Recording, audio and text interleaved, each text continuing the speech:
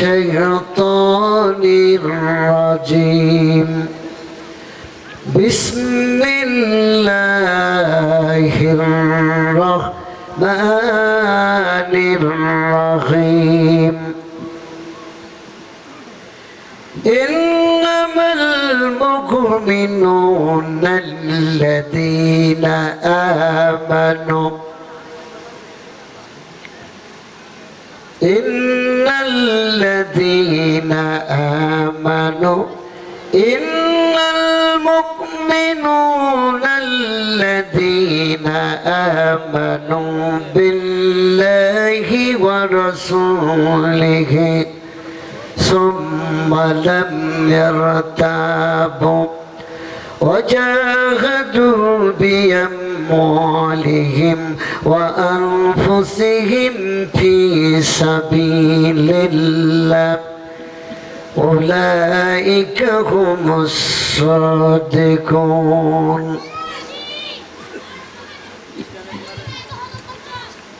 এটা গান শোনাই আপনাদের খুব তো গান শুনেছেন তো আল্লাহর নামে গান গাইলে কেমন লাগে একটু শোনেন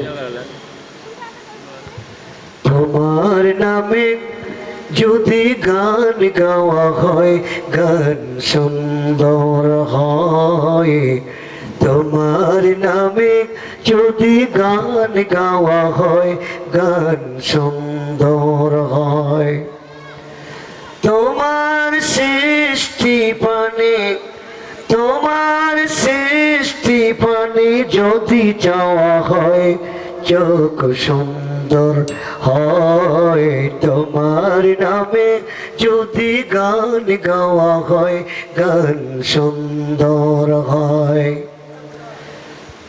তোমার নূরের আভা চাঁদকে দিলে চাঁদ জোছনা পেল তোমার প্রেমের নাম সূর্য নিয়ে এসে যে দীপ্ত হলো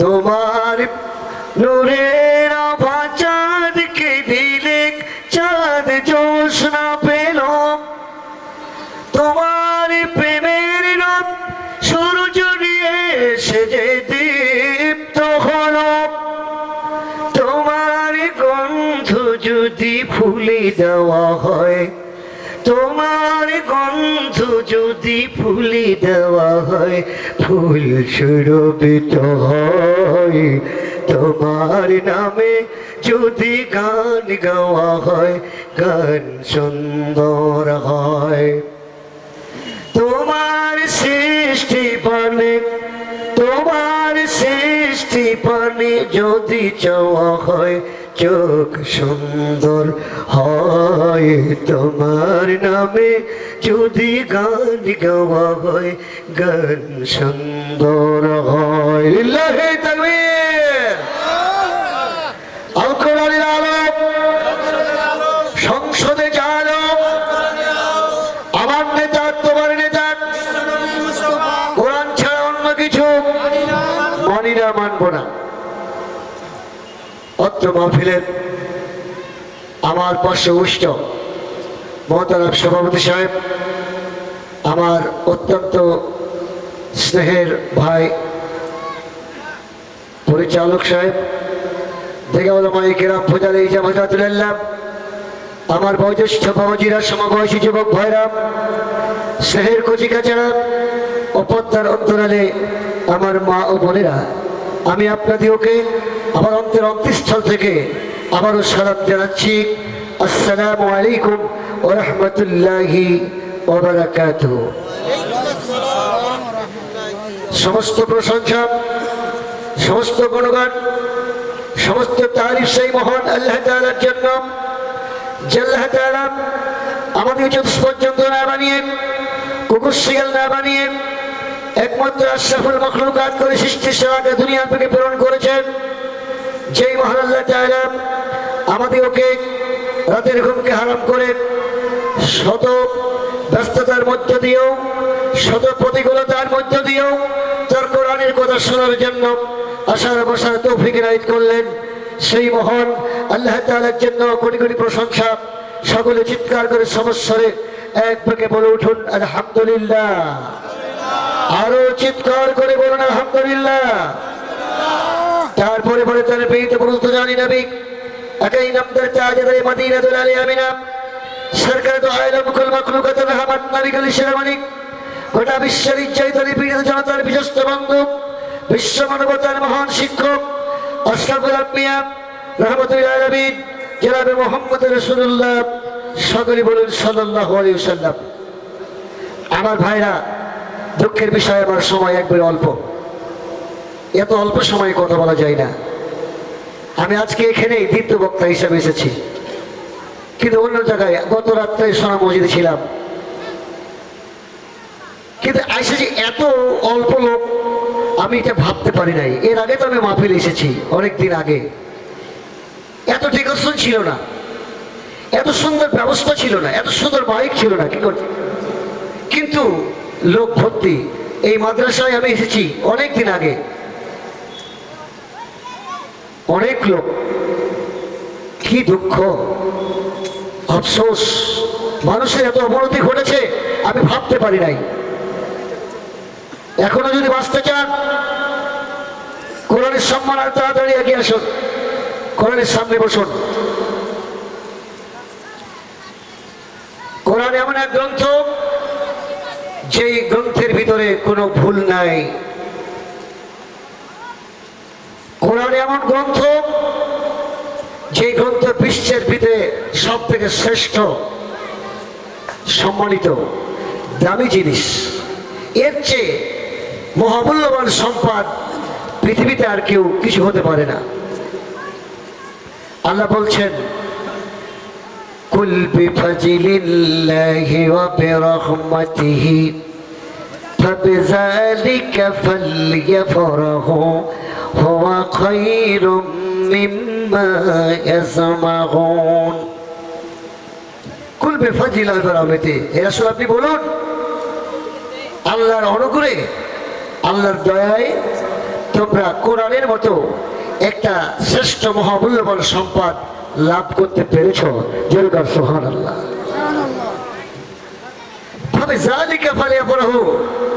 তোমরা যে কোরআনের মতো একটা মহামূল্যবান সম্পদ, শ্রেষ্ঠ সম্পদ লাভ করতে পেরেছ, এই জন্য সবাই তোমরা আনন্দ করো, ফুর্তি করো। এই পৃথিবীতে যা কিছু অর্জন করেছ, বাড়ি গাড়ি, টাকা পয়সা, জমি জমা, আগান বাগান, নেতৃত্ব মন্ত্রিত্ব, প্রেসিডেন্ট, প্রধানমন্ত্রী, মিয়া চৌধুরী, ডিসি, এসপি, যা কিছু অর্জন করেছ, এমনকি কোটি কোটি সহস্র কোটি, এমনকি সব দুনিয়া যদি অর্জন যা করেছ, সবগুলো থেকে এই কোরআন সব থেকে শ্রেষ্ঠ মহামূল্যবান। যেরকম সুবহানাল্লাহ। এই কোরআনের ভিতরে কোনো কথা বাদ দেন নাই।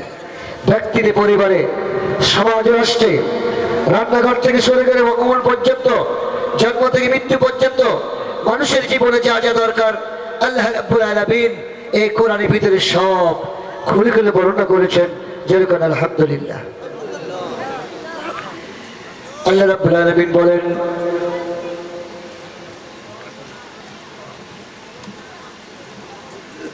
কোরআনকে যদি প্রশ্ন করে কোরআন কেন এসেছ, তোমার আসার উদ্দেশ্য কি, তোমার আসার মিশন কি, কেন এসেছে এই পৃথিবীতে, এমন প্রশ্ন যদি কেউ কোরআনকে করে, কোরআন সুন্দর করে জবাব দেবে লিতুখরিজান নাসা মিনাজ যুলুমাতি ইলান নূর। আল্লাহু আকবার। কোরআন বলছে আমার মিশন হলো গোটা বিশ্ব মানবতাকে পুঞ্জীবিত অন্ধকারের ভিতর থেকে টেনে বের করে আলো সন্ধান দেওয়া। গোটা জাতি, গোটা বিশ্ব মানবতাকে অন্ধকারের ভিতর থেকে টেনে আলোর সন্ধান দেওয়ার জন্য, আলোর দিকে আনার জন্য, সঠিক পথের সন্ধান দেওয়ার জন্য, জান্নাতের পথে পরিণত করার জন্য, জাহান্নাম থেকে বাঁচার জন্য আমি কোরআন এই পৃথিবীতে নাজিল হয়েছি। যারা গান সুবহানাল্লাহ। এবার যদি কোরআনকে প্রশ্ন করে, কোরআন তোমাকে মানলে আমাদের ফায়দা কি? বুঝলাম তোমার আসার উদ্দেশ্য অন্ধকার থেকে টেনে আলোর দিকে নিয়ে আসবে। এবার বলো ও কোরআন, তোমাকে মারলে আমাদের লাভটা কি হবে? লাভ ছাড়া তো কিছুই বুঝি না আমরা, কি কর ঠিক কিনা? লাভ না থাকলে আমরা এক পা সামনে এগোই না। তো কোরআন বলো তোমাকে মানতে গেলে আমাদের ফায়দাটা কি, লাভটা কি?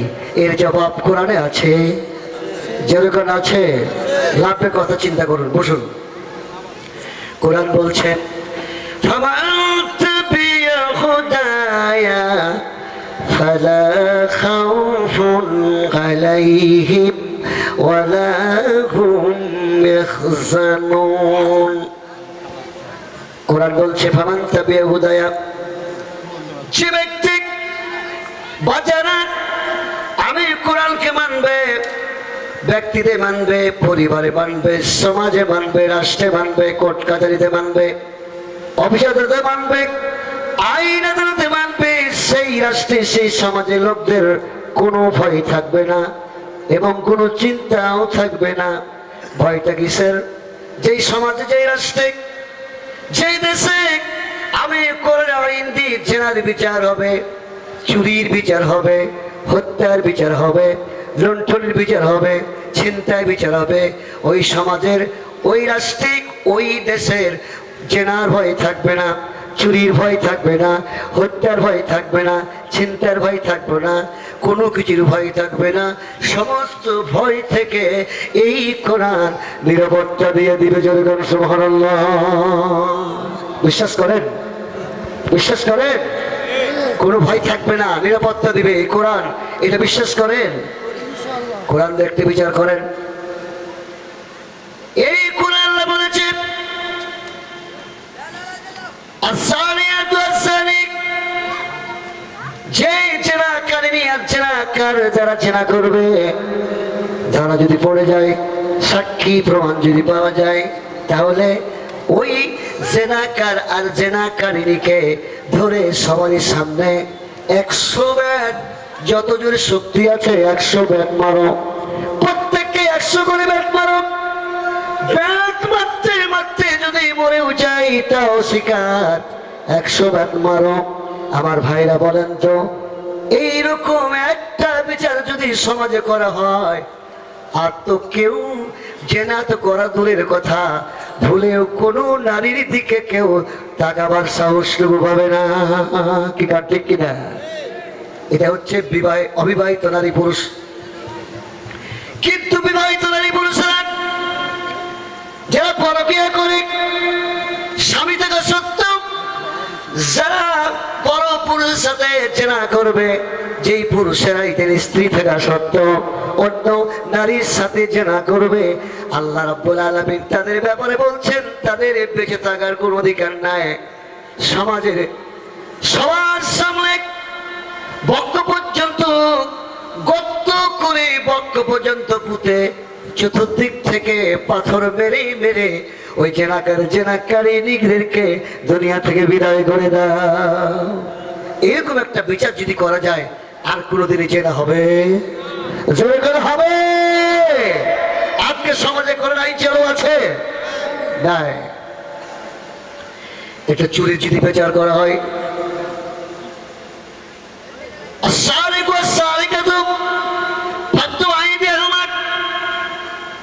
যেই চোর এবং চুরি করবে, ধরো যদি পড়ে যাই, তাহলে তাদের 2 হাতকে কেটে ফেলে দাও, ডান হাতকে কেটে ফেলে দাও ভয়ের।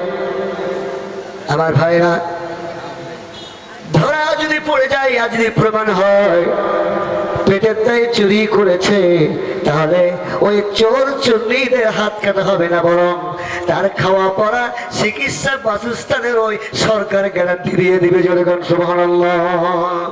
বরং লজ্জিত হবে, মাপ চাইবে। তুমি পেটের দায়ে চুরি করেছ, তোমার সংসার চালাতে পারো না, স্ত্রী ছেলে মেয়েদের মুখে কোনো ভাত দিতে পারো না, খাওয়া দিতে পারো না।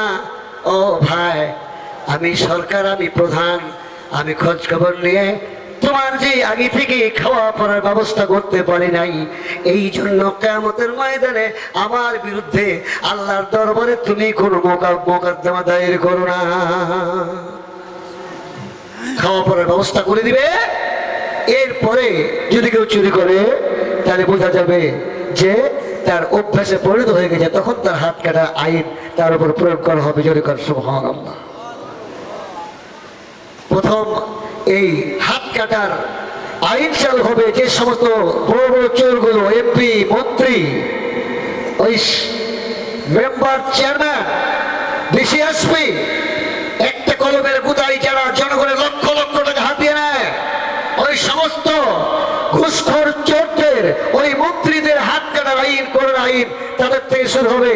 এরকমটা ঘুষখোরদের, এমপি, মন্ত্রীদের হাত কাটা শুরু হয়ে গেলে বলুন তো আর অন্য ছোট ছোট গালা কোনদিন চুরি করবে?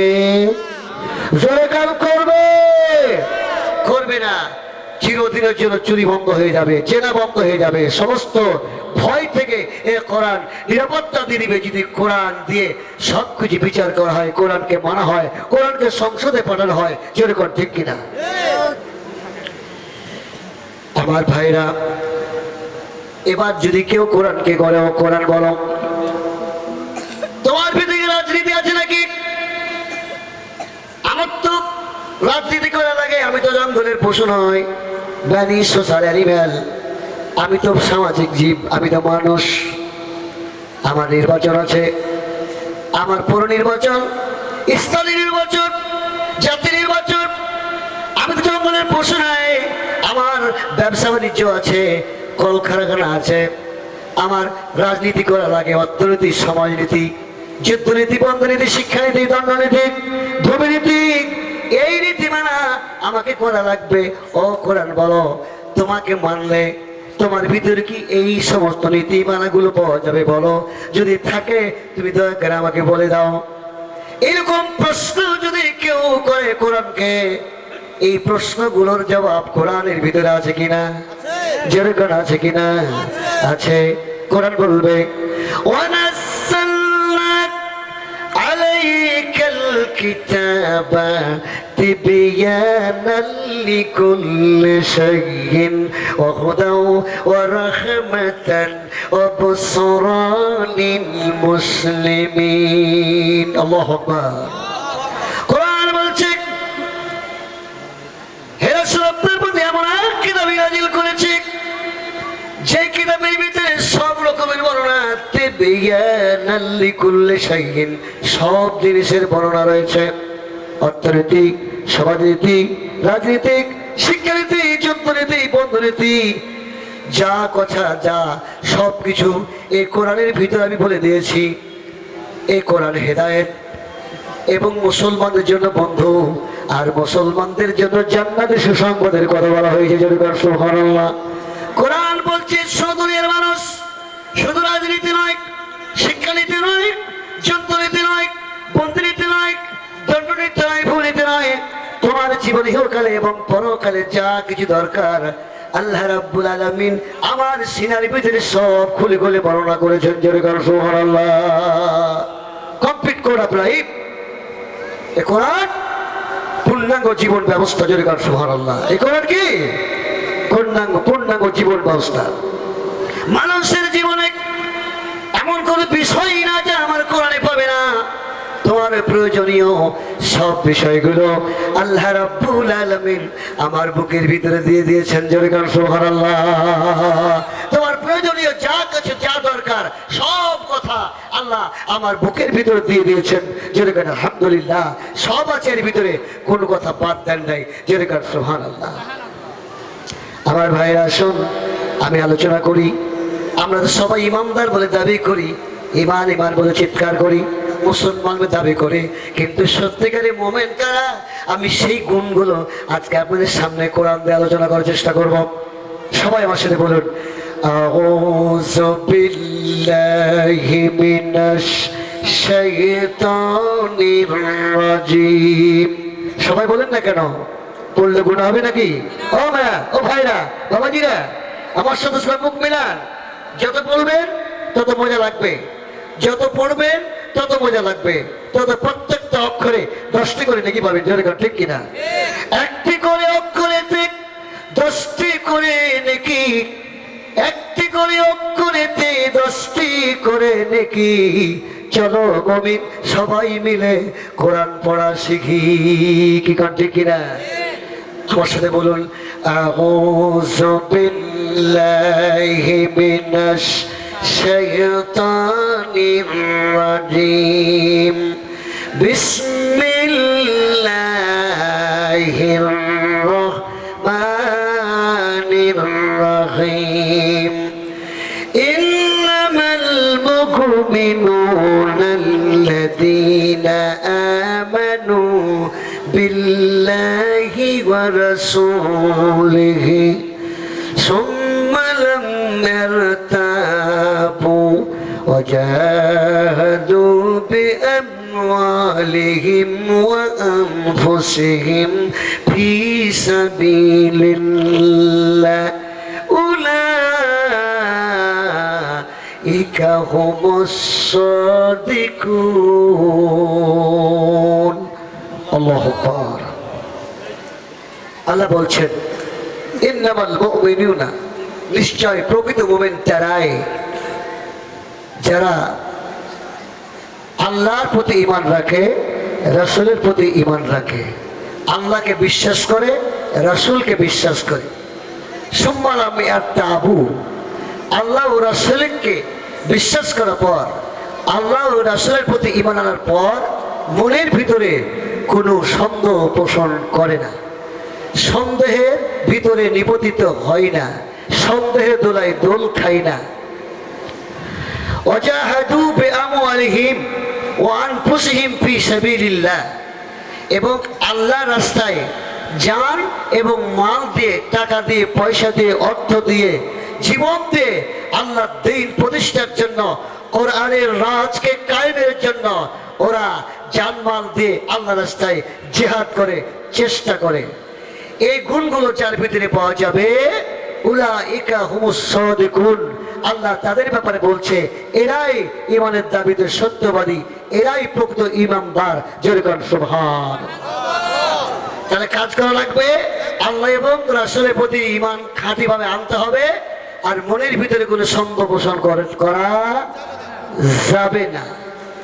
ঈমান, ঈমান শুধু মুখে মুখে, আপনি মুখে বলে আওড়াইলেন আমি ইমানদার, আমি ইমানদার, আপনার মুখের বুলি শুনে কি আল্লাহ বিশ্বাস করবে যে আপনি ইমানদার? বিশ্বাস করবে না।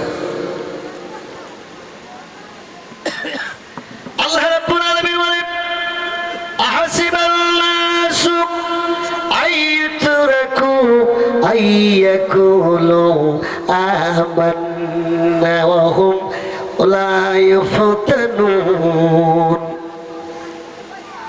মানুষেরা কি ধারণা করে মুখে মুখে ঈমানের দাবি করবে আমরা ঈমানদার, আমরা মুসলমান, আমাদের বাপ দাদা মুসলমান, নামাজ পড়ি, রোজা রাখি, হজ করি, যাকাত দিই, সব কিছু করি, তারা মুখোমুখি ঈমানের দাবি করবে। আর আল্লাহ রাব্বুল আলামিন তাদের মুখের দাবি শুনে, ঈমানের কথাগুলো শুনে আল্লাহ বলেন ছাড় দিয়ে দিবেন, আল্লাহ জান্নাত দিয়ে দিবেন। অথচ তাদের কি আল্লাহ ঈমানের পরীক্ষা নিবে না? যদি ঠিক কিনা? পরীক্ষা না করে কি তুই সত্যিকার ঈমানদার কি ঈমানদার নয়, আল্লাহ সত্যিকার ঈমানদার কিনা এটা পরীক্ষা না করা পর্যন্ত কোন ঈমানদার বান্দাকে আল্লাহ কখনো ছাড় দিবেন না। কি ঠিক কিনা? ঈমানটা হয়, ঈমান, ঈমানের 3টি দিক আছে। ঈমানে কয়টি দিক আছে? তাসদীক বিল জিনান, ইকরার বিল লিসান, আমল বিল আরকান। অন্তরে বিশ্বাস, অন্তর দিয়ে দৃঢ় বিশ্বাস করতে হবে, আর সেটাকে ইকরার বিল লিসান, মুখে উচ্চারণ করতে হবে। অন্তরে বিশ্বাস করলো, মুখে উচ্চারণ করলো, কিন্তু আমল করলো না, তাহলে কি ঈমানদার বলা যাবে? মুখে অন্তরে বিশ্বাস, মৌখিক স্বীকৃতি এবং তদনুযায়ী আমল করা, এই 3টার সমন্বয়ে ঈমান গঠিত হয়। যেরকম ঠিক কিনা? এখন অবিশ্বাস কোনটা, সন্দেহ কোনটা? আল্লাহর প্রতি ঈমান এবং রাসূলের প্রতি ঈমান আনার পর সন্দেহ নিবেদিত হয় না। অর্থাৎ ঈমান এনেছে কার উপর? আল্লাহর উপর এবং তার রাসূলের উপর। আল্লাহ এবং তার রাসূলের উপর ঈমান আনার পর যারা জীবনের প্রত্যেকটা অঙ্গনে, জীবনের প্রত্যেকটা ক্ষেত্রে আল্লাহ রাসূলের বিধান পরিপূর্ণ মেনে নিতে পারে নাই, তারাই সন্দেহের ভিতরে নিপতিত হয়েছে। যেরকম ঠিক কিনা? নিজকে ইমানদার বলে দাবি করার পর, আল্লাহ এবং রাসূলের প্রতি ঈমান আনার পর যারা জীবনের প্রত্যেকটা ক্ষেত্রে, প্রত্যেকটা দিক ও বিভাগে যারা আল্লাহ রাসূলের বিধান মেনে নিতে পারে নাই, তারাই সন্দেহের ভিতরে নিপতিত হয়েছে। যেরকম ঠিক কিনা? এরকম লোক সমাজে আছে কিনা? যেরকম আছে কিনা? আছে। তাদের ধারণা এ কোরআন মানুষের জীবন, তার অর্থনীতি, তার রাজনীতি, সমাজনীতি, যুদ্ধনীতি, বন্ধনীতি, শিক্ষানীতি, এইগুলো কোরআন পরিচালনা করতে পারে না। তাদের ধারণা, তাদের সন্দেহ। তাই ধর্মের ব্যাপারে, মসজিদের ব্যাপারে, নামাজের ব্যাপারে কোরআন মানি, কিন্তু আমার রাজনীতিতে, আমার অর্থনীতিতে আমি কোরআন মানতে পারি না। জোরে কান নাউজুবিল্লাহ। এটাই সন্দেহ, এইটাই তাদের বিশ্বাস। তাদের জীবনটাকে তারা দুই ভাগে ভাগ করেছে। কয় ভাগ করেছে? দুই ভাগে ভাগ করেছে। এক ভাগ ধর্মের জন্য, মসজিদের জন্য, আর আর এক ভাগ রাজনীতির জন্য, অর্থনীতির জন্য। কিন্তু যারা নিজকে মুসলমান বলে দাবি করে, যারা ইমানদার বলে দাবি করে, নবীর উম্মত বলে দাবি করে, তাদের জীবনটাকে দুই ভাগ করার অধিকার আল্লাহ কাউকে দিয়েছেন? দিয়েছেন না। যারাই মুখে উচ্চারণ করেছে, ইমানদার বলে দাবি করেছে, মুখে উচ্চারণ করেছিলাম ইলাহা ইল্লাল্লাহ মুহাম্মাদুর রাসূলুল্লাহ। এবার জিকির করুন লা ইলাহা, লা ইলাহা, লা ইলাহা ইল্লাল্লাহ, লা ইলাহা ইল্লাল্লাহ মুহাম্মাদুর রাসূলুল্লাহ সাল্লাল্লাহু আলাইহি সাল্লাম। যারা নিজকে ইমানদার দাবি করেছে, মুখে উচ্চারণ করেছে, আল্লাহকে বিশ্বাস করেছে, রাসূলকে বিশ্বাস করেছে, তাদের জীবনটাকে দুই ভাগ করার অধিকার আল্লাহ রাব্বুল আলামিন কাউকে দেন নাই। যেরকম ঠিক কিনা? আল্লাহ রাব্বুল আলামিন বলেন ওমা কানা লিমুমিনিন ওয়ালা মুমিনাতিন ইযা কাদাল্লাহু ওয়া রাসূলুহু আইয়াকুনা লাহু খিয়ারাম মিন আমরিহিম ومن يعص الله ورسوله فقد ضل ضلالا مبينا الله أكبر। আমার ভাইরা, আল্লাহ বলছেন ওমা কানা লিমুমিনিন ওয়ালা মুমিনাতিন, কোন মুমিন পুরুষ এবং কোন মুমিন মহিলাকে আল্লাহ এই অধিকার দেয় নাই যে আল্লাহর পক্ষ থেকে কোন বিধান, কোন হুকুম আসার পর, কোন আইন আসার পর, কোন জীবন ব্যবস্থা আসার পর সেই আইন, সেই হুকুমকে পরিবর্তন করবে, মানতে অস্বীকার করবে, যা বা কম বেশ করবে, এটা কোনো মুমিন নারী পুরুষকে আল্লাহ অধিকার দেন নাই। দিয়েছে নাকি? দিয়েছে? দেওয়া হয় নাই। কিন্তু যারা নিজকে ইমানদার দাবি করার পর, মুসলমান বলে দাবি করার পর, যারা আল্লাহর বিধান, আল্লাহর দেওয়া আইন কানুন, আল্লাহর দেওয়া শাসন, আল্লাহর দেওয়া জীবন ব্যবস্থাকে যারা কম বেশ করবে, মানতে অস্বীকার করবে, উলট পালট করবে, পরিবর্তন করবে, আল্লাহ তাদের বলছেন ومن يعص الله ورسوله فقد ضل ضلالا مبينا। যারা আল্লাহর জীবন ব্যবস্থাকে ভুলে গেল, আল্লাহর আইনকে অমান্য করলো, কম বেশ করলো, পরিবর্তন করলো, তারা স্পষ্ট গোমরাহের ভিতর নিমজ্জিত হয়ে গেল। জোরে কান নাউজুবিল্লাহ। তারা অন্ধকারে ডুবে গেল, তাদের ঘাট থেকে ইসলাম নেমে গেল, তারা মুনাফিকে পরিণত হয়ে গেল, আর তারা ইমানদার থাকলো না। কি কর ঠিক কিনা? আমার কথাগুলো বুঝতে পারছেন? তাই আমাদের প্রকৃত ইমানদার হতে হবে, যে আল্লাহর কথা মতো নামাজ পড়বো, সেই আল্লাহর কথা মতো রাজনীতি করবো। কি কর ঠিক কিনা? যে আল্লাহর কথা মতো নামাজ পড়া করব, সেই আল্লাহর কথার মতো আমার ভগবান আমার সেক্রেটারিয়েট চালাবো, যাকে সিজদা করি সারা জীবন, যে রাসূলকে নেতা হিসাবে মানি, নবী হিসাবে মানি সারা জীবন ধরে, সে আল্লাহ এবং রাসূলের কথা মতো আমার শিক্ষাঙ্গন, আমার কোর্ট কাছারি, আমার আদালত চালাবো। এটা যদি আমি করতে পারি তা আমি মুসলিম, আর যদি না করতে পারি সন্দেহ পড়িতে হয় তাহলে আমরা স্পষ্ট মুনাফিক। জোরে কর ঠিক কিনা? লিল্লাহি তাকবীর। প্রধান অতিথির আগমন, শুভেচ্ছা স্বাগতম। একটু আর একটু গুরুত্বপূর্ণ দুটি কথা বলুন যে আমি বলবো, যেটা আমাদের ভুল ভ্রান্তি রয়েছে।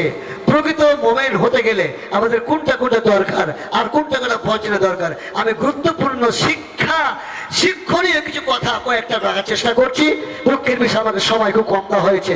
যদি আমাকে 2 ঘন্টা সময় দিতেন, প্রত্যেকটা কথা আমি কোরআনের পয়েন্ট দিয়ে আপনাদের সে দলিল দিয়ে বোঝার চেষ্টা করতাম, কিন্তু দুঃখের বিষয় আমি সময় পাই নাই। একটু জিজ্ঞেস করুন, লা ইলাহা ইল্লাল্লাহ, লা ইলাহা, লা ইলাহা ইল্লাল্লাহ, লা ইলাহা ইল্লাল্লাহ মুহাম্মাদুর রাসূলুল্লাহ সাল্লাল্লাহু আলাইহি ওয়াসাল্লাম। আলোচনা চলছে, আলোচনার ভিতরে আলোচনা বন্ধ করে দিয়ে কথা বলা যাবে না, এটা কোরআনে অবমাননা করা হবে। একটু বসে সময় শেষ করব, তারপরে অন্য কথা।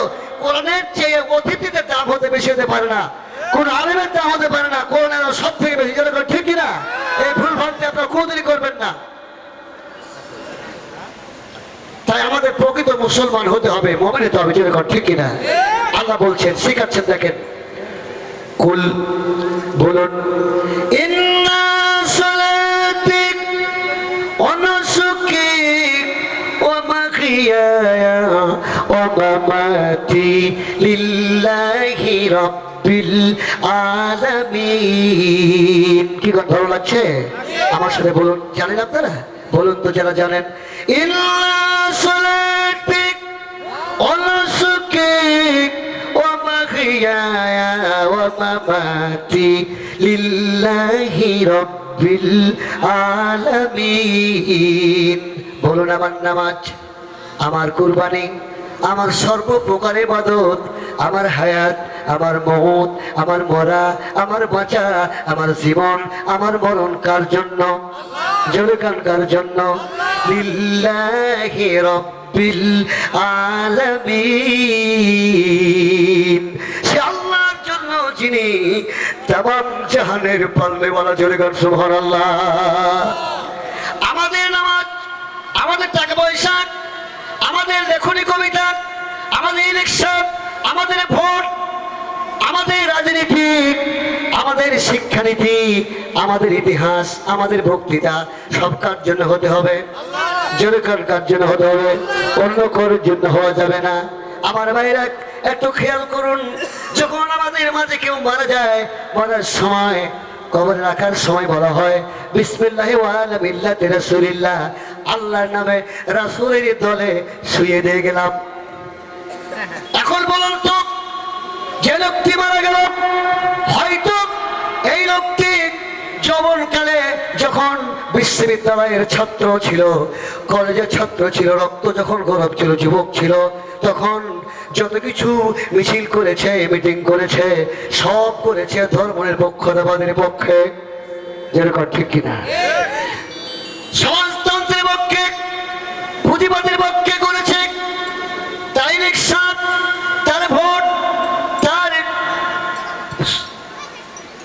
সময়, তার বক্তৃতা, লেখনী, কবিতা, টাকা পয়সা খরচ, সমর্থন সব কিছু করেছে মানুষের তৈরি করা মতবাদের জন্য। এখন মরে গেছে, মরার পরে বলা হলো আল্লাহ নামে রাসূলের দলে উঠিয়ে দিয়ে গেলাম, শুয়ে দিয়ে গেলাম। এখন বলুন তো, তোমার জীবনের কোনো কাজ ইসলামে লাগলো না, তোমার ইলেকশন লাগলো না, তোমার ভোটাভুটি লাগলো না, তোমার সমর্থ লাগলো না, টাকা পয়সা খরচ লাগলো না, কিছুই লাগলো না। এখন মরে গেছে, মরার পরে বলছো যে আল্লাহ নবী রাসূলের দলে উঠিয়ে দিয়ে গেলাম। তোমার কোনো কাজ ইসলামে যেখানে লাগলো না, রাসূল কি দায়ী থেকেছে তোমার মতো মরা মানুষটাকে আল্লাহ রাব্বুল আলামিনের নবীর গ্রহণ করতে যাবে? যাবে? কখনো যাবে না।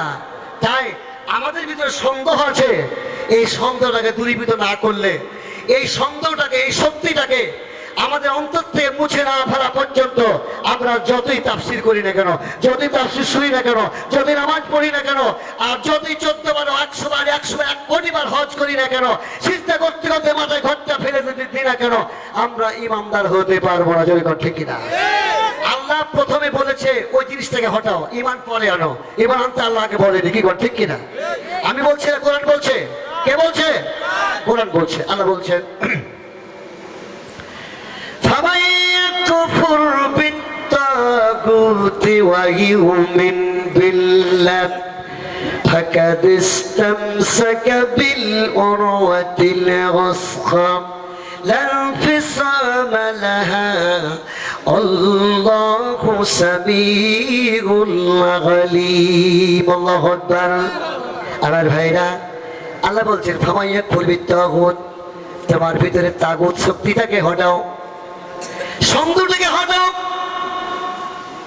আরেক যে ব্যক্তি অন্তর থেকে তাগুতের সাথে কুফরি করবে, অন্তর থেকে তাগুতকে মুছে ফেলবে, তাগুতের সাথে কুফরি করবে, ওয়ায়ুমিন বিল্লাহ, এরপরে আমি আল্লাহর প্রতি ঈমান আনবে, অন্তর পরিষ্কার করে, অন্তর থেকে শয়তানিক এই সন্দেহ জিনিসটাকে, তাগুতি শক্তিটাকে যারা দূরীভূত করবে, অন্তর পরিষ্কার করার পরে আমি আল্লাহর প্রতি ঈমান আনবে। আল্লাহ তাদের ব্যাপারে বলছেন ফাকাদ ইসতামসাকা বিল উরওয়াতিল উসকা, এমন এক মহান পদ অবলম্বন করলো, এমন একটা মোটা শক্ত মজবুত করে আঁকড়ে ধরলো, লান ফিসামা লাহা, যা কখনো তাদেরকে পদস্খলন করতে পারবে না, পদচূর্ণ করতে পারবে না। কোন হুমকি, কোন মৃত্যু, কোন ভয়, নির্যাতন, জুলুম, ফাঁসির মঞ্চ, জেল জরিমানা তাকে ইমানের পথ থেকে এক চুল পরিমাণ হিলাতে পারবে না। ওই ইমানের পথেই তাকে মৃত্যু পর্যন্ত অটল রাখবে। জোরে গান সুবহানাল্লাহ। কাদের? যারা এই শয়তানি, ওই কুফরি, ওই তাগুতের শক্তির সাথে কুফরি করেছে, এই অন্তর থেকে তাগুতকে ঘৃণা করে ছুঁড়ে ফিরে দিয়া, কুফরি করে দিয়া আল্লাহর প্রতি খানিকভাবে যারা ঈমান এনেছে, তারা বিপ্লবী শক্তিতে পরিণত হয়ে গেছে। জোরে গান সুবহানাল্লাহ। আল্লাহ ছাড়া কলিজার ভিতরে কোনো ভয় তারা করে না, কি ঠিক কিনা? কোনো হুমকিতে তারা পিছপা হয় না, হতাশ হয় না, সবসময় ভরসা করে কার উপর? কারণ সে তো জানে আমি এমন এক আল্লাহর প্রতি ভরসা করেছি যার চাইতে প্রচন্ড ক্ষমতার মালিক আকাশে কেউ নাই, জমিনে কেউ নাই। তিনি কে? জোরে কান, তিনি কে? আরো চিল্লায় কান, তিনি কে? আল্লাহ। আমরা কার গোলাম? জোরে কান, কার গোলাম? এই অন্তর থেকে কুফরি শক্তিকে, তাগুতি শক্তিকে মুছে ফেলতে হবে। জোরে কান, ঠিক কিনা? এখন প্রশ্ন করতে পারেন, হুজুর তাগুতটা কি? তাগুত তাগুত তো বলছেন, তাগুত তো অনেকে আমরা বুঝি না, কি ঠিক কিনা? তাগুত কোরআনের ভাষায় সেই শক্তিকে বলা হয় যে শক্তি কোরআন তো নিজে মানে না, না মেনে চুপ করে যদি বসে থাকতো তাও একটা হতো, কিন্তু কোরআন নিজেও মানে না, অন্যরাও যাতে কোরআন আইন না মানতে পারে সেই জন্য অন্যদেরকে প্রেসার ক্রিয়েট করা, বাধ্য করা। নিজে তো কোরআন আইন মানে না, অন্যরা যাতে কোরআন আইন না মানতে পারে এই জন্য অন্যদেরকে বাধ্য করা। জোরে নাউজুবিল্লাহ। কোরআনের ভাষায় এই শক্তিকে তাগুতি শক্তি বলা হয়। তাগুত ফাসিকের থেকেও খারাপ, তাগুত কাফিরের থেকেও খারাপ, তাগুত সব থেকে নিকৃষ্ট জাতি শয়তান। এই তাগুত, কি ঠিক কিনা?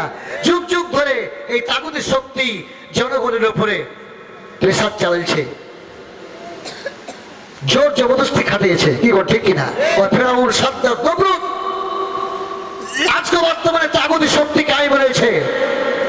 সংসদে কোরআন আইন চালু আছে, আল্লাহর আইন চালু আছে। আল্লাহর আইনকে আইন করে সংসদে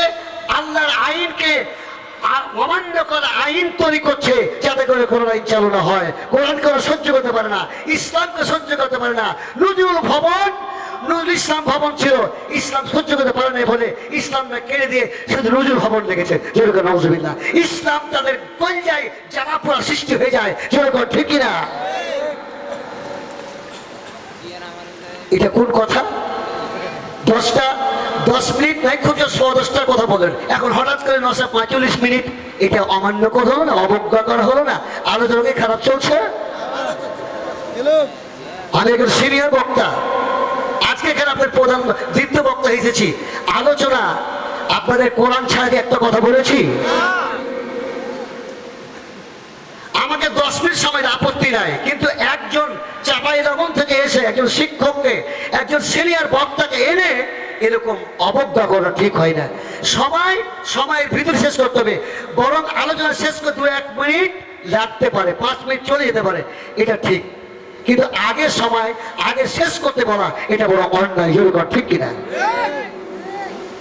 একটু জিজ্ঞেস করুন, লা ইলাহা লা ইলাহা লা ইলাহা লা ইলাহা ইল্লাল্লাহু মুহাম্মাদুর রাসূলুল্লাহ সাল্লাল্লাহু আলাইহি ওয়াসাল্লাম। আমার ভাইরা, যারা তাগুতি শক্তিকে সমর্থন দিবে, তাগুতি আইনকে মানবে, আল্লাহ তাদের ভাবে বলছেন, ফাআম্মা ওয়াল তাগা ওয়া আসারাল হায়াতাদ দুনিয়া ফাইন্নাল জাহিমা হিয়াল মাগাওয়া। ফামান তাগা, যারা তাগুতকে অনুসরণ করল, যারা সীমালঙ্ঘন করল, দুনিয়ার জীবনকে যারা পরকালে অগ্রাধিকার দিল, আল্লাহকে ভুলে গেল, মরণকে ভুলে গেল, কবরকে ভুলে গেল, হিসাবকে ভুলে গেল, আল্লাহ তাদের ব্যাপারে বলছেন, ফাইন্নাল জাহিমা হিয়াল মাওয়া, তাদের ঠিকানা হবে জাহান্নাম। তাদের ঠিকানা কি? ইন্না জাহান্নামা কানাত মিরসাদা, নিশ্চয় জাহান্নাম একটা ঘাঁটি স্বরূপ, লিত্তাগিনা মাবা, কাদের জন্য? তাগুতের জন্য, সেবনকারীদের জন্য। লাবিসিনা ফিহা আহকাবা, যুগের পর যুগ তারা সেই জাহান্নামে অবস্থান করবে, কোনদিন ওই জাহান্নাম থেকে কোনদিন বের হতে পারবে না। যেরকম ঠিক না? কারা?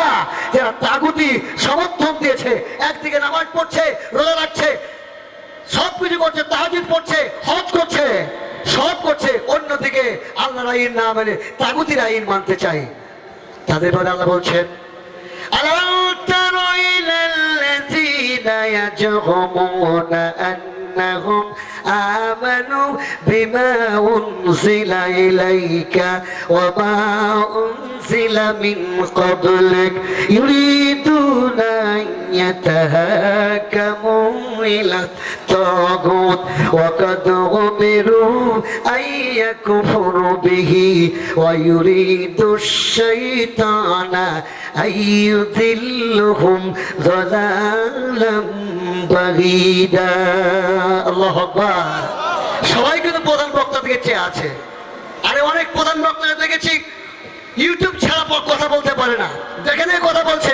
আমি একটা কথা দেখে নিয়ে কথা বলেছি, যেরকম কথা বলেছি, শুধু প্রধান বক্তা তাকিয়ে থাকলে হবে না। আমি কি বলছি, দ্বিতীয় বক্তা কি বলছে, দেশের বক্তা কি বলছে, কোরআন থেকে তাফসীর করছে কিনা, আসল তাফসীর করছে কিনা, আসল পয়েন্ট থেকে ধরছে কিনা, এটাই দেখতে হবে। শুধু বাহিরকার বক্তা হাজার 50-60 হাজার টাকা এনে দেশের বক্তাদের হক নষ্ট করা, এই জন্য জবাবদেহি করতে হবে আল্লাহ দরবারে। ঠিক কিনা? আল্লাহ বলছেন, আলাম তারা ইলাল্লাযীনা, হে রাসূল আপনি কি তাদেরকে জানেন, চিনেন? তারা কি দেখেছেন কি? তারা কারা? ইয়াজুমুনা, তারা ধারণা করে, আন্নাহুম আমানু বিমা উনজিলা ইলাইকা, আমি আপনার প্রতি যা নাজিল করেছি তার প্রতি বিশ্বাস রাখে, ঈমান আনে। ওয়া মা উনজিলা ইলাইক মিন ক্বাবলিক, আর আপনার পূর্ববর্তীতে যারা আমি নাজিল করেছিলাম তার প্রতি তারা ঈমান রাখে, বিশ্বাস রাখে। অর্থাৎ নামাজ পড়ে, রোজাও রাখে, আমাকে বিশ্বাস করে, কোরআনকে বিশ্বাস করে, পূর্ববর্তী কিতাব দিকে বিশ্বাস করে, রোজাও রাখে, হজ করে, সব ঠিক আছে। অপরদিকে যখন তাদের বিচার আচারের ব্যাপার চলে আসে, তখন আমি আল্লাহর কোরআন আইন না মেনে, ইসলামের হুকুম না মেনে ওরা তাগুতির কাছে আইন মানার জন্য যেতে চায়। জোরে কান নাউজুবিল্লাহ। ওরা তাগুতি আইন মানতে চায়, মানুষের তৈরি করা আইন মানতে চায়, আমার আইন তারা মানতে চায় না। ওকাদ উমিরু আইয়াকফুরু বিহি, অথচ তাদেরকে বলা হয়েছিল এরা মুসলমানরা, তোমরা যা নিজকে মুসলমান দাবি করছো, ইমানদার দাবি করছো, খবরদার, জীবন চলে গেল এই তাগুতি আইন, শয়তানি আইন, মানুষের মন গড়া আইন কখনো মেনো না। কার আইন? কার কথা? জোরে কান, কার কথা? আল্লাহর কথা। এই আলোচনা শুনলে অনেকের তো গাজাও হবে, কি কর, ঠিক কিনা? গাছা হয়ে যাবে, জ্বালা পোড়া সৃষ্টি হবে অনেকে। এই আইনগুলো, এই কথাগুলো সহ্য করতে অনেকে পারবে না, কিন্তু না পারলো কিছু করার নাই। রাগ করলো আমার নামে 2 প্লেট গরম ভাত খাবেন, তারপরও হক কথা কোরআন দিয়ে বলতেই হবে, ইসলামের হুকুমাত কায়েম হতে হবে, ইসলাম মানতে হবে, না হলে আমি আপনি মুনাফিক যাব। আপনি মুনাফিক যায়, আমার স্থান কোথায়? জাহান্নামের নিম্ন স্তরে। যেরকম, ঠিক কিনা? আমার ভাইরা, কেমন মুসলমান হতে হবে? আল্লাহ রাব্বুল আলামিন বলছেন, ইয ক্বালা লাহু রাব্বুহু আসলিম। আমাদের জন্য মডেল কে? প্রকৃত মুসলমানের জন্য মডেল কে? ইব্রাহিম আলাইহিস সালাম। যেরকম কে? তিনি আমাদের মডেল, তিনি আমাদের নমুনা। কেমন মুসলমান হতে হবে? তোমরা তাকাও ইব্রাহিম আলাইহিস সালামের দিকে, জোরে কর, ঠিক কিনা? তিনি কেমন মুসলমান ছিলেন? আল্লাহ বলছেন, ইয ক্বালা লাহু রাব্বুহু আসলিম। তোমরা, হে নবী, হে ইব্রাহিম, তুমি আত্মসমর্পণ করো, সারেন্ডার হও, মুসলমান হও। তাহলে কি ইব্রাহিম আলাইহিস সালাম মুসলমান ছিলেন? ছিলেন, কিন্তু তার মাধ্যমে গোটা জাতিকে শিক্ষা দেওয়া, তিনি যে মুসলমানদের নেতা হবে, তিনি যে মুসলমানদের জাতির পিতা হবে, তো তাকে আল্লাহ টেস্ট করবেন না? টেস্ট ছাড়া, পরীক্ষা নিয়ে করা ছাড়া কি নেতা বানা যাবে? কি করা যাবে? তিনি যে মুসলমান নেতা বানাবেন, এই জন্য তাকে একটু টেস্ট করতে চান আল্লাহ। তিনি বললেন, আসলামতু লিরাব্বিল আলামিন। আমি সারেন্ডার হলাম, আত্মসমর্পণ করলাম, আনুগত্যের মস্তক অবনত করলাম ওই আল্লাহর সামনে, যিনি তামাম জাহানের পালনেওয়ালা। যদি কারণ সুবহানাল্লাহ। আমার ভাইয়া, সময় বেশি দিব না, আর 2-1 মিনিটের ভিতরে আমি শেষ করব। আমার ভাইরা, আল্লাহ বলছেন, ইব্রাহিম, আমি বললাম তুমি আত্মসমর্পণ করলো, আর তুমি মুখোমুখি স্বীকার করলো। ওরে ইব্রাহিম, তোমার মুখের বলি শুনে আমি বিশ্বাস করতে চাই না, আমি একটু টেস্ট করতে চাই তুমি কেমন মুসলমান। আল্লাহ টেস্ট করলেন, টুস করে আগুনে ফেলে দিলেন। ইব্রাহিম আলাইহিস সালামকে আগুনের উপর তুলে ধরেছেন, একটু বলে পড়ে যাবে। জিবরাইল সাল্লাম এসে পরীক্ষা করার জন্য ইব্রাহিম আলাইহিস সালামকে বলছে, সালাম দে, হে আল্লাহর খালিল, আপনি আমার সালাম গ্রহণ করুন। ওই বেঈমান নমরুদের গোষ্ঠীরা, ওই তাগুতি শক্তিরা আপনাকে যে আগুনে ফেলছে, আমি আল্লাহর ফেরেশতা জিবরাইল, আপনি কি আমার সাহায্য চান?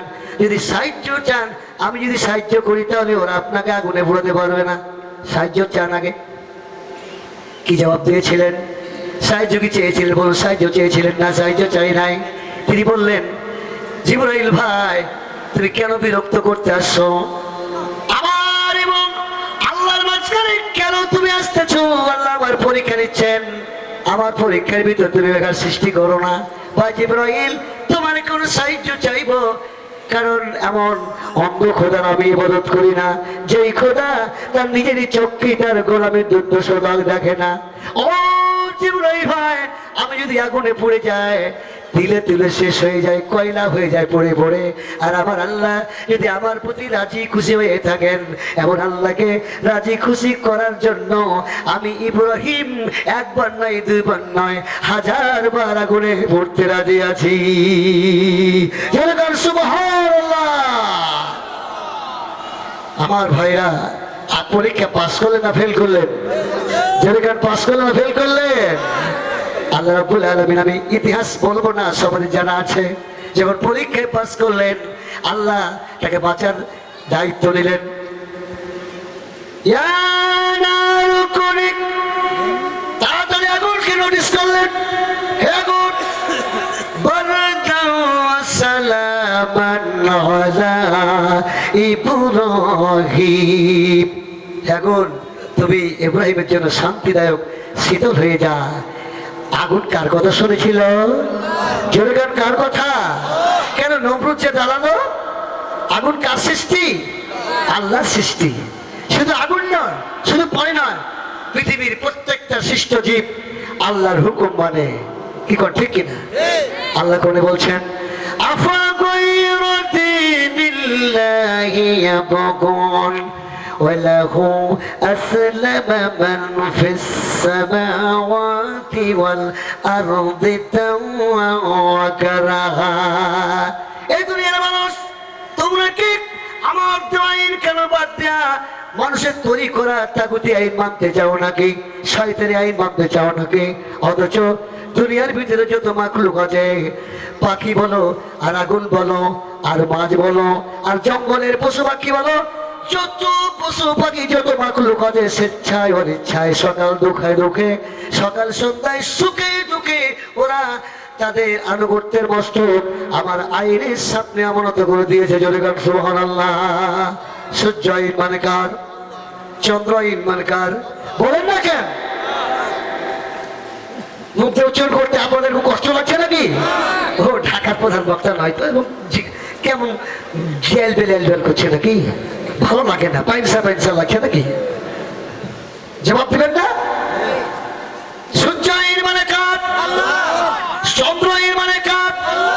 পানির ভিতরে যারা আছে তারা আইন মানে কার? জঙ্গলের ভিতরে আছে তারা আইন মানে কার? সবাই আল্লাহর আইন মাঝে, জোরে কোন ঠিক কিনা?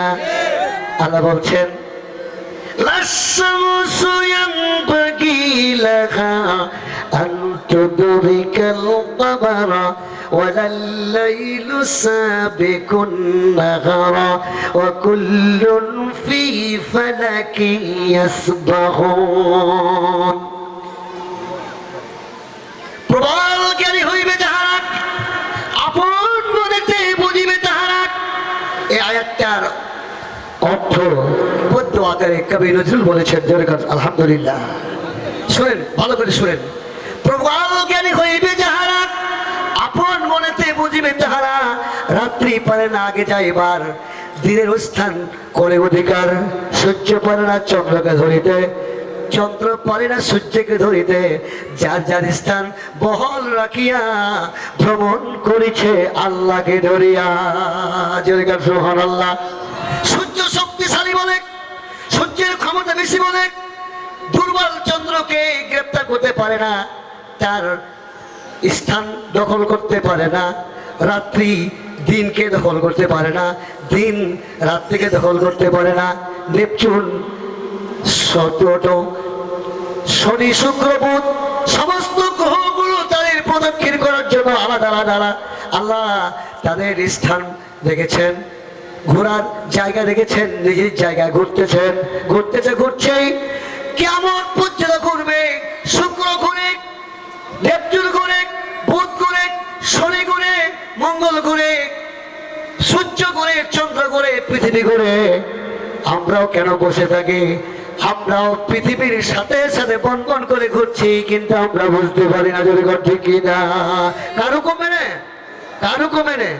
চন্দ্র সূর্য তারা ঘুরে, চন্দ্র সূর্য, চন্দ্র সূর্য তারা ঘুরে, কারো সাথে কেউ ঠেকে না। এই দুটো নয়ন খুলিয়া দেখো কুদরতেরই কারখানা। কি কর, ঠিক কিনা? সব ঘুরছে, কারোর সাথে কারোর টাচ লাগে না, থাকে না। একটা টাচ যদি লাগে, থাকবে কিছু? ভেঙে চুরমার হয়ে যাবে। ধাক্কাটা ওয়াহিদা, একটা যদি ধাক্কায়, একটা টাচ লাগে, ধাক্কা লাগে, ধাক্কাটা তাহলে ভেঙ্গে সব পৃথিবীর চূর্ণ বিচ্ছিন্ন হয়ে যাবে। জোরে গান সুবহানাল্লাহ। কিয়ামতের আগে পর্যন্ত, আল্লাহর দিব্য নির্দেশ না দেওয়া পর্যন্ত, আল্লাহর হুকুমে ওরা চলছেই। ঘুরছে ঘুরছে যখন কিয়ামত হয়ে যাবে, আল্লাহর নির্দেশ হয়ে যাবে, তখন একটা সময় একটা টাচ লেগে যাবে, ধাক্কা লেগে যাবে। একই ধাক্কায় আসমান জমির চন্দ্র সূর্যে আল্লাহর সাজানো পৃথিবী সব ভেঙে চূর্ণ বিচ্ছুর হয়ে যাবে। জোরে গান সুবহানাল্লাহ।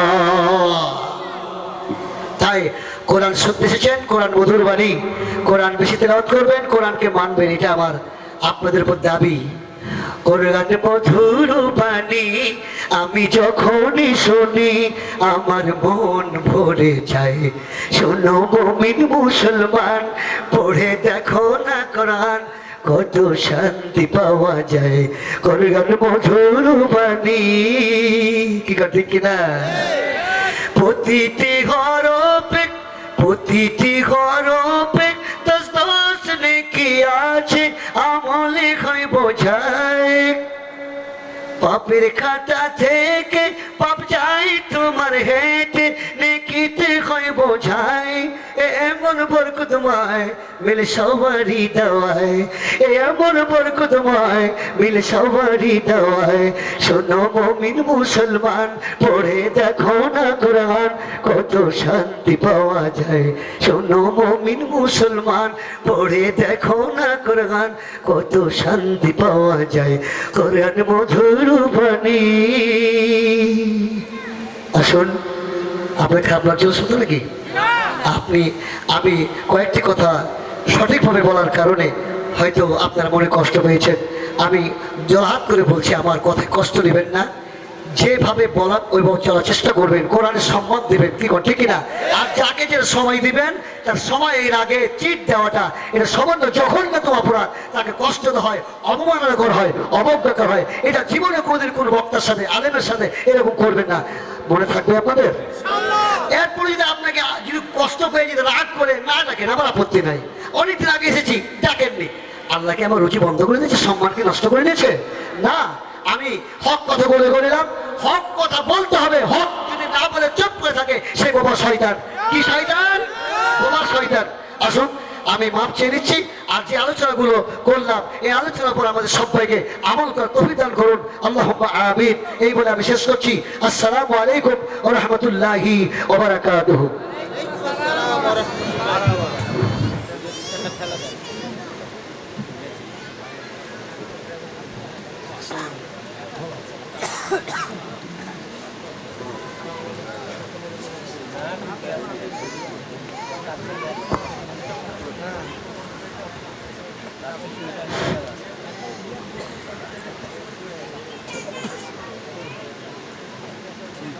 বিসমিল্লাহির রহমানির রহিম। আজকে বৈদ্যপুর ইসলামী সমাজ কল্যাণ পরিষদ কর্তৃক আয়োজিত 2 দিনব্যাপী 10ম বার্ষিকী তাফসীর কুরআন মাহফিলের সম্মানিত সহসভাপতিগণ উপস্থিত আজকে আছেন তানুর গোদাগাড়ির ব্যারিস্টার আমিনুল হক প্রয়াত মন্ত্রীর সহোদর ভাই, অত্র অঞ্চলের খ্যাতিসম্পন্ন আমাদের খুব প্রিয়ভাজন ব্যক্তি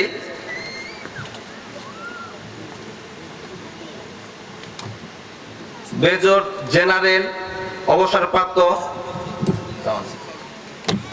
শরীফ উদ্দিন, সাবেক বাংলাদেশ জাতীয়তাবাদী দলের উপদেষ্টা মণ্ডলীর সদস্য, ওনাকে আপনাদের মাঝে কিছু কথা বলার জন্য বিশেষভাবে অনুরোধ করছি। আসসালামু আলাইকুম।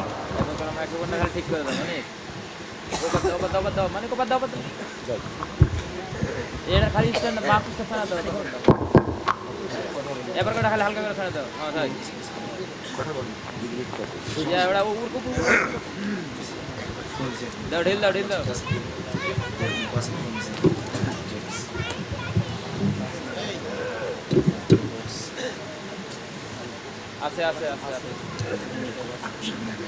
পিছনে আছে হুজুর পিছনে আছে মানে এটা লাগে আউযু বিল্লাহি মিনাশ শাইতানির রাজিম বিসমিল্লাহির রহমানির রহিম। উপস্থিত আজকে এই মহতী অনুষ্ঠানের তাফসীরুল কোরআন মাহফিলের সভাপতি মহোদয়, বিভিন্ন পর্যায়ের অতিথি, প্রধান বক্তা এবং অন্যান্য বক্তাগণ, এছাড়াও যারা শ্রোতা ও দর্শক আছেন, সবাইকে জানাই আমার তরফ থেকে এবং আমার দলের তরফ থেকে আসসালামু আলাইকুম। আমি আগেই মাফ চেয়ে নিচ্ছি যে আমি ইনফ্যাক্ট আজকেই সন্ধ্যার পরে ঢাকা থেকে এসেছি এবং বাই রোড এসেছি, তো স্বাভাবিকভাবে আমি পরিশ্রান্ত এবং ক্লান্ত। তারপরেও আমাকে বলা হয়েছে যে আসলে খুশি হব, সেই জন্য শত বাধা সত্ত্বেও আমি এসেছি আপনাদের মাঝে দুটা কথা বলার জন্য, পরিচিত হওয়ার জন্য। এবং আমি এই কমিটি, তফসিরুল মাহফিল কমিটির যে হুজুর আমারটা বাদ দে আছে তাদের সবাইকে ধন্যবাদ দিই, যেহেতু আমাকে আজকের প্রধান অতিথি হিসাবে গণ্য করেছেন। এটা আমার জন্য একটা বিরল সম্মানের জিনিস। আমি শুধু এই যে যারা বক্তা আছেন, আমরা যারা মাইকে কথা বলি, আমরা অনেক কথা বলি, আপনাদেরকে অনেক জ্ঞান দিই। ইসলাম এটা তো ভদ্রতা না।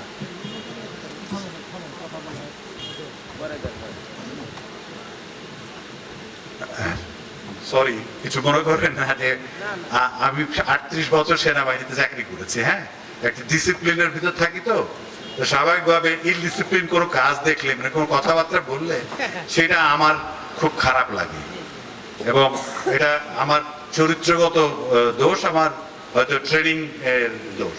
তো যাই হোক, আমি যেটা বলছি, আমাকে আপনারা শত এই কষ্ট সত্ত্বেও এখানে আসতে পেরেছি, এই জন্য আপনাদের আল্লাহর কাছে শুকরিয়া আদায় করছি। এবং আপনাদের যেটা বলতে চাচ্ছি যে আমরা তো অনেক কথাই বলি আপনাদের, আমরা কি সবকিছু মানি? আমি যদি যে কথাটা বলবো যে আমি সিগারেট খাবো না, আপনাকে বলতে পারবো যে না, তুমি সিগারেট খেও না বাবা। আমি মিষ্টি খাবো না, আপনাকে বলতে পারবো মিষ্টি খাবো না, আপনি খেয়েন। কিন্তু আমি খালি মুখে বলে গেলাম, আমি পালন করলাম না, আপনাকে বলে গেলাম, তাহলে তো এটার কোনো যথার্থ মূল্য থাকে না, তাই না? তো সেই জন্য আমি বলছি, আমাদের প্রত্যেকেরই মেপে কথা বলতে হবে, কারণ ধর্মটা একটা হেলা খেলার জিনিস না। ধর্ম আর রাজনীতি দুটি একসাথে যায় না। আমি যেমন সোজা কথা বলি, আমি বিএনপির চেয়ারপারসনের উপদেষ্টা। স্বাভাবিকভাবে আমাদের একটা মতাদর্শ আছে, আমাদের জাতীয়তাবাদ হলো আমাদের মতাদর্শ, আমাদের দেশ উন্নয়ন, দেশের জনগণের উন্নয়ন, এটা আমাদের প্রধান লক্ষ্য। কিন্তু এর সাথে, এই রাজনীতির সাথে যদি আমি ধর্মকে মিলাই দিই, তাহলে সেটা কিন্তু ধর্মকে আমি বলবো যে খারাপ কাজে ব্যবহার করা হচ্ছে। ধর্ম ধর্মের কাছে থাকবে, রাজনীতি রাজনীতির কাছে থাকবে। আমি মুসলমান, আমি 5 ওয়াক্ত নামাজ পড়ি, রোজা নামাজ সব কায়েম করি। সামনে রোজার মাস, আর কয়টা দিন আছে। আমরা চাইবো আপনারা সবাই যাতে এই রমজান মাসে আল্লাহ যেভাবে আমাদের নিয়ামত দিয়েছেন, আল্লাহ যে একটা সুযোগ দেন এই 12 মাসের ভিতর এই রমজান মাসে আমাদের সিয়াম সাধনা করার জন্য, সেটা যাতে সঠিকভাবে আমরা পালন করতে পারি। এবং সিয়াম সাধনা শুধু নিজেদের জন্য না, নিজেদের পরিবার, নিজেদের পরিজন, সমাজ, সবাইকে এটা শেখাতে হবে। আমরা আবারও বলছি যে আমাদের একটাই উদ্দেশ্য, আমাদের একটাই উদ্দেশ্য, মানুষ এবং দেশের কল্যাণ। মানুষ এবং দেশের কল্যাণের সাথে যদি কোনো কারণে আমরা ধর্মকে মিশায় ফেলি, তাহলে কিন্তু এটা আমাদেরও মতবাদ কিংবা আদর্শ যেটা আছে আদর্শচ্যুত হব, আপনারাও এটা পছন্দ করবেন না। তাই আমি বলবো যে আপনারা সবাই ধার্মিক লোক, আমরাও ধর্ম পালন করার চেষ্টা করি। আমরা হয়তো আমাদের জ্ঞান কম, আপনাদের যারা আমাদের বক্তাগণ আছেন, আলেমগণ আছেন, ওনাদের কথাগুলো স্বাভাবিকভাবে মূল্যবান কথা, ওনারা কোরআন হাদিস থেকেই সব বয়ান দেন এবং সেটা আমরা শুনে পালন করার চেষ্টা করব, যাতে আল্লাহর পথে আমরা চলতে পারি এবং আমাদের সমাজ ব্যবস্থা, আমাদের মানুষের যে ধর্ম, মানুষ, দেশ সবারই যাতে উন্নতি হয়, এটাই আমি বলবো। এবং এই আজকের যে তাফসীর মাহফিল, তাতে আমি জানি যারা প্রত্যক্ষভাবে বা পরোক্ষভাবে জড়িত আছেন কি কষ্ট আপনাদের করতে হয়েছে। তাদেরকে সবাইকে আমাদের তরফ থেকে আবারও আন্তরিক মোবারকবাদ জানাই যে এত কষ্ট করে আপনারা এই ধরনের একটা অনুষ্ঠান তৈরি করছেন। এবং আমি আশা করব আপনাদের যে নিয়ত, যে আদর্শ নিয়ে এই তাফসীর মাহফিলটা করছেন, তা যাতে সাকসেসফুল হয়, তা যাতে যে উদ্দেশ্য নিয়ে করছেন সেই উদ্দেশ্য হাসিল হয়, মানুষ যাতে কিছু শিখতে পারে, এই রমজানের আলোকে এই কথাটাই বললাম। আপনাদের সবাইকে অনেক ধন্যবাদ। আপনারা ভালো থাকবেন। আপনাদের মঙ্গল কামনা করে আমার বক্তব্য শেষ করছি। আল্লাহ হাফেজ।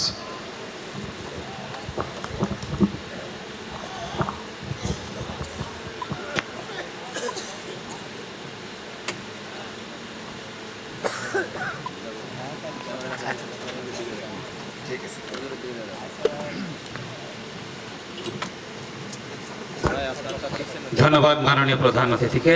সম্মানিত সুধীমণ্ডলী, আপনারা এদিক ওদিক দাঁড়িয়ে না থেকে আমাদের মাহফিলের সামনে এসে বসে পড়ুন। আমাদের প্রধান মেহমান আমাদের মঞ্চে এসে উপবিষ্ট হয়েছেন, এখনই তিনি গুরুত্বপূর্ণ আলোচনা করবেন।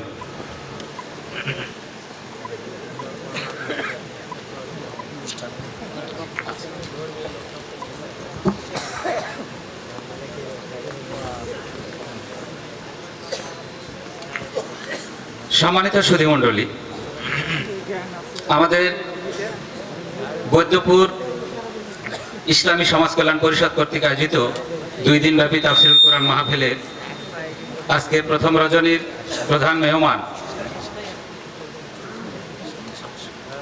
হাফেজ মাওলানা মুফতি আবুল হাসান দোহারি। হাফেজ মাওলানা মুফতি আবুল হাসান দোহারি তিনি অত্যন্ত আলোড়ন সৃষ্টিকারী আন্তর্জাতিক খ্যাতিসম্পন্ন মুফাসসিরে কোরআন। হাফেজ মাওলানা মুফতি আবুল হাসান দোহারি, কামিল MA ফিকা ও তাফসীর বিভাগ, ইসলামী আরবি বিশ্ববিদ্যালয়, ঢাকা। সম্মানিত সুধীমণ্ডলী, আমাদের এই মেহমান বহুত দূর থেকে এসেছেন, ঢাকা থেকে এসেছেন। আমাদের মেহমানের আলোচনা আমরা এখন শুনব। আমাদের আজকের প্রধান মেহমান হাফেজ মাওলানা মুফতি আবুল হাসান দোহারি।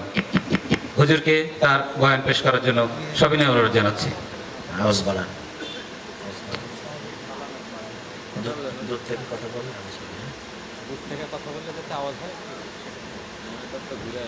আসসালামু আলাইকুম ওয়া রাহমাতুল্লাহি ওয়া বারাকাতুহু। আপনারা যারা বামে বসে আছেন, বিশেষ করে এই যে খুঁটিটা, এটা না, এই যে খুঁটিটা, এই খুঁটির সাইডে যারা আছেন, মানে যারা চেয়ারে আছেন ওনাদেরকে বলছি না, যারা নিচে বসে আছে, খুঁটির ওই সাইডে যারা নিচে বসে আছে, আমি আপনাদের পায়ে হাত রেখে সম্মান জানিয়ে বলবো, আপনারা যদি একটু সামনে আসেন আমি খুব খুশি হব। আমি আপনাদের মেহমানকে সম্মান করা এটা আপনাদের কর্তব্য। যারা খুঁটির ওই বারে আছেন, বক্তার সামনে লোক না থাকলে কষ্ট দেখতে, এটা বিশ্রী লাগে। আমি যারা পরে আসবেন ওই সাইডে বসবেন, আপনারা একটু সামনে আসেন, জায়গা তো একই, অসুবিধা নাই। খুঁটির ওই সাইডে যারা আছেন আর কি, ওই পিছন পর্যন্ত যে ভাইরা আসতেন একটু আমার সামনে আসেন। আমি আপনাদের মেহমানকে সম্মান করা এটা রাসূলের সুন্নাত। সবাই সামনের দিকে আসেন।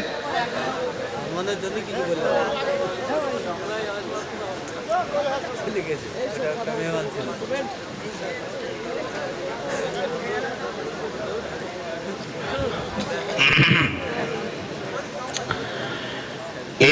الحمد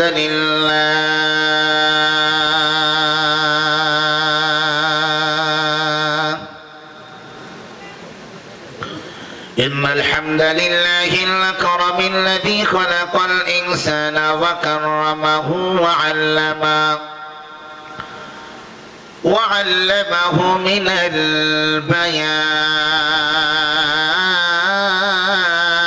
البيان ما لم يعلم فسبحان الذي لا يحصى امتنانه باللسان ولا بالقلم نشهد أن لا إله إلا الله وحده لا شريك له ونشهد أن سيدنا إيماننا أرواحنا طبيبنا وطبيب قلوبنا أرواحنا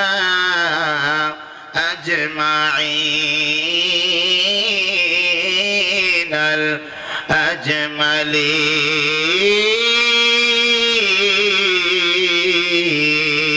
الأجملين فقد قال الله تعالى في كلامه المجيد وفرقانه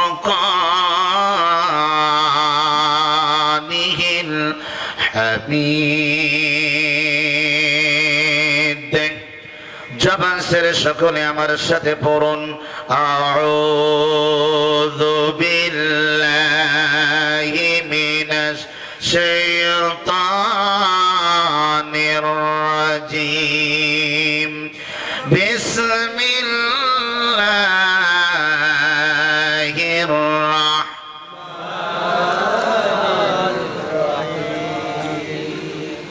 ومن أحسن قولا ممن دعا إلى الله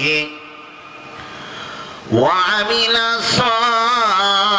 صالحا وقال إنني من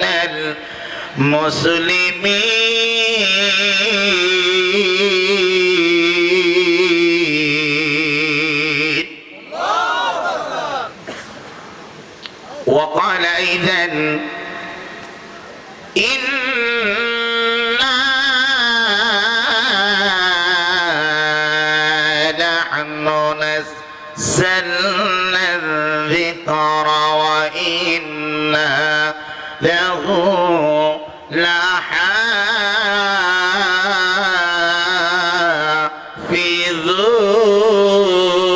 لحافظون صدقت يا ربنا. وأما الشان في الحبيب وعن أنس بن مالك رضي الله تعالى عنه قال قال رسول الله صلى الله تعالى عليه وسلم لا يؤمن أحدكم حتى أكون أحب إليه من والده وولده والناس أجمعين رواه البخاري. জবান সেরে চিৎকার করে দুইটা হাত উঁচু করে বলেন আল্লাহু আকবার। في شان حبيبه وعن أبي هريرة رضي الله تعالى عنه قال قال رسول الله صلى الله تعالى عليه وسلم أي الإسلام خير قال تطعم الطعام وتقرئ السلام على من عرفت ومن لم تعرف رواه البخاري. আরো একবার চিৎকার করে বলুন না আল্লাহু আকবার। في شان حبيبه إن الله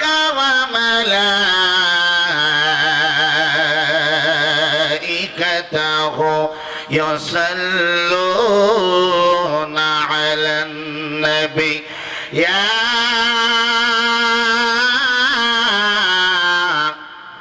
أيها الذين آمنوا صلوا عليه وسلموا تسليما اللهم صل على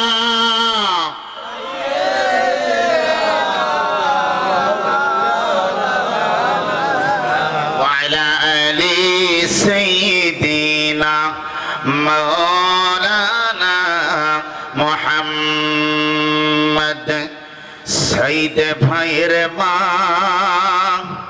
মুগ্ধ ভাইয়ের মা